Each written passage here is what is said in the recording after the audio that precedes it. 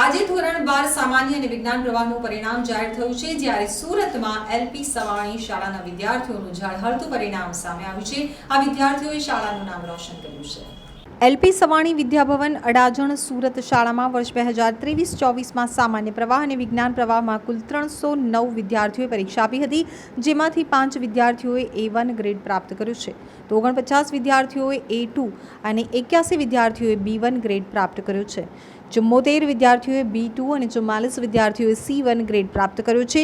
54 વિદ્યાર્થીઓએ C2 અને 2 વિદ્યાર્થીઓએ D ગ્રેડ મેળવી શાળાનું ઝળહળતું પરિણામ મેળવવાથી શાળાના chairman Shri Mavjibhai Savani, vice chairman Shri Dharmendrabhai Savani, director Shrimati Purviben Savani, શાળાના સંચાલક શ્રી ઘનશ્યામભાઈ પટેલ, આચાર્ય શ્રી ડૉક્ટર ક્ષિતિજ એમ પટેલ એ વિદ્યાર્થીઓ અને વાલીઓને ખૂબ જ અભિનંદન પાઠવી અને વિદ્યાર્થીઓ તેમજ વાલીઓનું ઉષ્માભેર સ્વાગત કરી અને સન્માન કરી વિદ્યાર્થીઓને આગળના અભ્યાસ માટે દિશા સૂચન કર્યું હતું। એલપી સવાણી વિદ્યાભવન અડાજણ સુરત એ દર વર્ષની જેમ આ વર્ષે પણ વિદ્યાર્થીઓના ઉચ્ચ પરિણામની હરોળ જાળવી રાખી માઇલસ્ટોન ક્રિએટ કર્યું હતું।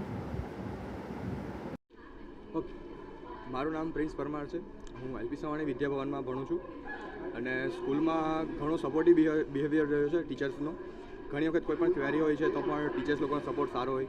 ખાલી આપણે વોટ્સએપ પર કોઈ પણ મીડિયા પર આપણે એમને ટેક્સ્ટ કરીએ તો પણ રિપ્લાય જલ્દી મળી જતા હતા। પ્લસ એક્ઝામ ટાઈમમાં તો ઘણો સારો સપોર્ટ હતો।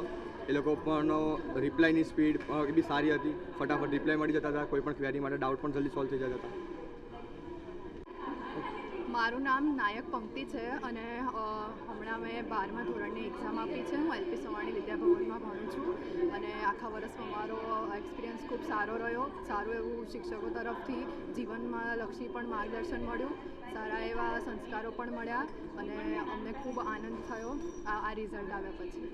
કેટલું પરિણામ આવ્યું છે અને આપ કઈ રીતે મહેનત કરતા હતા? મારું પરિણામ આવ્યું છે 89.86% અને રોજનું કામ જો આપણે રોજ કરતા રહીએ તો આપણને જિંદગીમાં કોઈ બી વસ્તુ અઘરી નથી લાગતી, તો આ વસ્તુ આપણે નિયમિતપણે પાડવી જોઈએ। કેવી રીતે આપ સવારથી પ્રોસેસ કરતા હતા? કેટલું વાંચતા હતા? આખો દિવસ વાંચ જ કરતા હતા કે બ્રેક લઈને વાંચતા હતા? બ્રેક લઈને વાંચતા હતા। જો રોજનું કામ રોજ કરીએ તો આપણને કોઈ બર્ડન નથી રહેતું, એટલે એવું નથી કે આપણે આખો દિવસ વાંચ્યા જ કરવું જોઈએ। ફ્રેન્ડ્સ લોકો સાથે બી અમે એટલો ટાઈમ આપ્યો, એટલું ભણવાને પણ એટલી જ પ્રાયોરિટી આપી, બધી જ વસ્તુમાં કર્યું। એટલે અમને ગ્રુપ સ્ટડી કરતા હતા કે એકલા વાંચતા હતા? જ્યારે કોઈ અમને જરૂર હોય કે ડાઉટ હોય તો ત્યારે ગ્રુપ સ્ટડી, બાકી પછી અમે અમારા રીતે ઘરે વાંચતા। એલપી સવાણી સ્કૂલ તરફથી તમને કેવો સહકાર હતો? સારો સહકાર એવો હતો એમનો પણ સારો।